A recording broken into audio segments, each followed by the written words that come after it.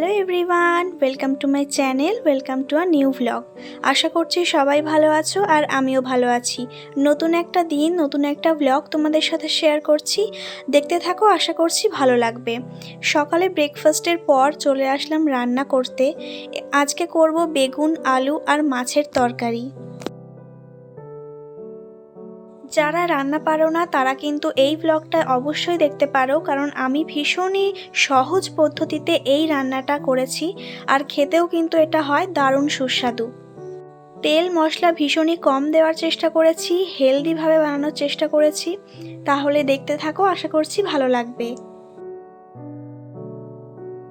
প্রথমেই মাছগুলোকে ভালোভাবে আমি ভেজে নিয়েছি। মাছ বেশি ভাজলে কিন্তু মাছের স্বাদ নষ্ট হয়ে যায়, সেই জন্য একেবারে কড়া করে মাছ ভাজা চলবে না। তারপর আমি সেই একই তেলে আলুগুলো এরকম লম্বা লম্বা সাইজে কেটে নিয়েছি এবং হালকা করে ভেজে নিচ্ছি ঢাকা দিয়ে দিয়ে, যাতে অর্ধেক সিদ্ধ হয়ে যায় আর ভাজাও হয়ে যায়। আর এই তো ইতিমধ্যে আলুগুলো ভাজা হয়ে গিয়েছে এখানে। এবার আমি একে একে আলুগুলো কড়াই থেকে তুলে নেব। আমি কিন্তু এখানে রিফাইন্ড অয়েল ইউজ করেছি, তোমরা চাইলে মাস্টার্ড অয়েলও ইউজ করতে পারো। তেল গরম হয়ে গেলে আমি এখানে একে একে দিয়ে দেব গোটা জিরে, কিছুটা অল্প পরিমাণে পেঁয়াজ কুচি আর আদা বাটা, একদমই কম পরিমাণে। এগুলো দিয়ে ভালোভাবে আমি গোল্ডেন ব্রাউন হওয়া পর্যন্ত এগুলোকে ভাজবো।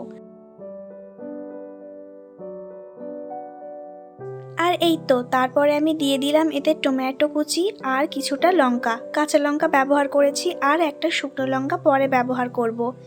তারপর এতে দিয়ে দিলাম আমি পরিমাণের মতো হলুদ আর কিছুটা লবণ, যার যেমন লবণ দরকার হয় সে তেমন দিও রান্নায়।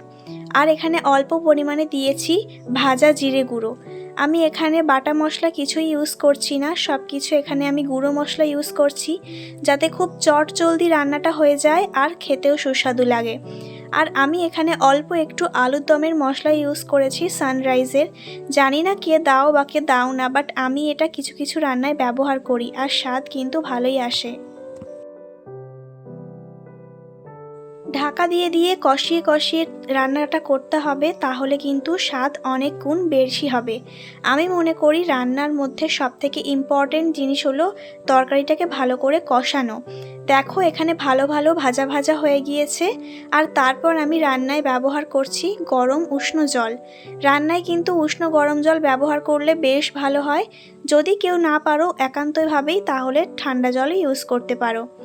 তারপরে আমি এখানে তরকারির মধ্যে হয়ে এসেছে প্রায় এমন পর্যায়ে আমি এখানে ভাজা মাছগুলো দিয়ে দেব, যাতে মাছগুলো তরকারির সঙ্গে ভালোভাবে মিশে যায়।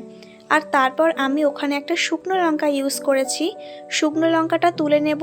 আর যারা ঝাল খেতে পছন্দ করো তারা কিন্তু এইভাবে আমার মতন শুকনো লঙ্কাটাকে গলিয়ে দিতে পারো। ভীষণই চটজলদি রান্না হয়ে যাবে আর খেতেও কিন্তু হবে বেশ দারুণ। তোমরা অবশ্যই বাড়িতে ট্রাই করতে পারো, যারা রান্না পারো না তারাও এই রান্নাটা অনায়াসে করে ফেলতে পারবে। মাছের তরকারিতে আমি নামানোর আগে ব্যবহার করি এখানে ভাজা জিরে গুঁড়ো, কারণ এটা আমার one of the most favourite একটা মশলার মধ্যে পড়ে। এই তো তরকারিটা রান্না হয়েও গেছে, আর চলো তুলে নিই। বিকালবেলায় আমি এরকম সময় পড়াতে চলে যাই, তো খাওয়ার পরে আমি আর ব্লগটা কন্টিনিউ করতে পারিনি, কারণ আমি ঘুমিয়ে গেছিলাম। আর এখন বার হচ্ছি পড়ানোর উদ্দেশ্যে। আজকে দেখো সকালে এত বৃষ্টি হচ্ছিল আর এখন একেবারে রৌদ্র। সো গাইস, এখন রাত হয়ে গেছে, তো কি বলছি, এখন রাত হয়ে গেছে। তো পরে আমি বাড়িতে চলে এসেছি, আর আজকে সন্ধ্যায় আমি খাচ্ছি এই যে মুড়ি চানাচুর আর শ্রীলঙ্কার আচার, টেস্টি টেস্টি। দুপুরবেলা তো রান্নাবান্না করে তারপর খাওয়ার পর আর তোমাদের সাথে কথা বলতে পারিনি, সেই কারণে এখন আবার আসলাম একটু তোমাদের সাথে কথা বলতে। আর রাত্রে বানাবো রুটি আর ডিমের অমলেট, তো সেইটাও আমি তোমাদের সাথে শেয়ার করবো কীভাবে কি বানাচ্ছি। তো এরকম সিম্পল খাবারই খেতে থাকি, বাইরের যত সম্ভব না খাওয়াই ভালো। যতটা সম্ভব অ্যাভয়েড করি, বাট সবসময় তো অ্যাভয়েড করা যায় না, কিছু কিছু সময় ক্রেভিং চলেই আসে। তো মনকেও সান্ত্বনা দেওয়া দরকার আর শরীরকেও ভালো রাখা দরকার। এই জন্য ঘরের খাবার যত পারবে ঘরের খাবার খাওয়ার চেষ্টা করবে, বাইরের খাওয়া যতটা পারবে অ্যাভয়েড করার চেষ্টা করবে। জ্ঞান দিচ্ছি না, জাস্ট তোমাদের একটু বলছি যেটা শরীরের জন্য ভালো হবে আর কি। চলে এসেছি রাত্রের ডিনার বানাতে, আর আজকে বানাবো রুটি আর ডাবল কুসুমের ডিমের অমলেট। এখানে দেখো দুটো কুসুম আছে, কুসুম দুটো আমি ভেঙে ফেলেছি ভাঙতে গিয়ে ডিমটা, তো আশা করছি দেখে বোঝা যাচ্ছে। দেখো এখানে আমি অল্প কিছু টমেটো কুচি নিয়েছি, কিছুটা পেঁয়াজ কুচি আর কিছুটা লঙ্কা কুচি। ডিমের অমলেট তো সবাই বানাতে পারো, এটা নতুন কোনো বিষয় না, বাট আমি কিভাবে বানাই এটাই তোমাদের সঙ্গে বললাম। আমিও অবশ্যই সবার মতন একই রকমভাবে বানাই। আর এর মধ্যে আমি অ্যাড করছি কিছুটা লবণ আর কিছুটা হলুদ। এখানে কিছুটা লঙ্কার গুঁড়ো বা গোলমরিচের গুঁড়ো ইউজ করলে হতো, বাট আমি আর সেগুলো আজকে করছি না।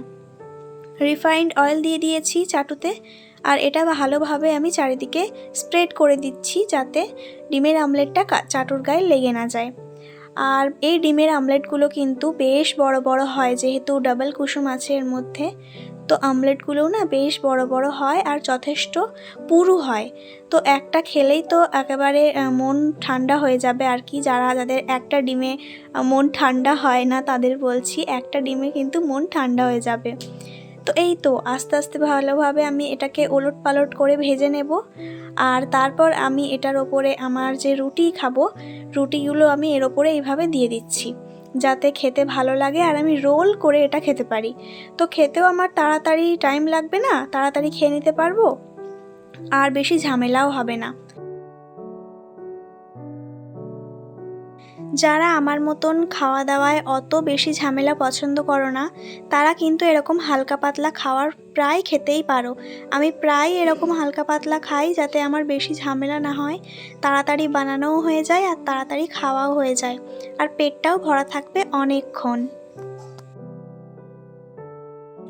সো গাইজ, আমার তো খাওয়ার কমপ্লিট হয়ে গেছে, রাত্রের ডিনার। এখন বাজে 11টা, এখন আমি ঘুমাতে যাব। তো আজকের ব্লগটা এই পর্যন্তই থাকছে, আশা করছি ভালো লেগেছে। ভালো লাগলে প্লিজ একটা লাইক করে দিও, চ্যানেল সাবস্ক্রাইব করে দিও।